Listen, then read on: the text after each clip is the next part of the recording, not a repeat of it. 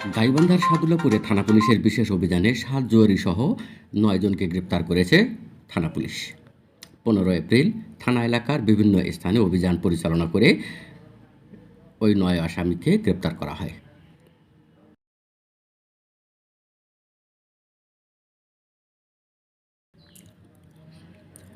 গ্রেপ্তারকৃতদের মাঝে ফরিদপুর ইউনিয়নের মহেশপুর মাঝিপাড়ার মৃত বাদশা মিয়ার ছেলে মোহাম্মদ গোলাম রব্বানীকে ১১ বোতল homeopathic potency medicine 100 ml alcohol সহ গ্রেপ্তার করা হয়।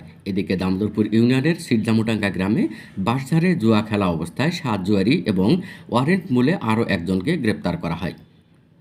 পরে আইনি প্রক্রিয়া সম্পন্ন করে আসামিদেরকে বিজ্ঞ আদালতে সোপর্দ করা হয়েছে। এ বিষয়ে সাতরপুর থানা অফিসার ইনচার্জ মোহাম্মদ শফিকুল ইসলাম শফিক জানান, আসামিদের বিরুদ্ধে আইনগত ব্যবস্থা গ্রহণ করে বিজ্ঞ আদালতে সোপর্দ করা হয়েছে।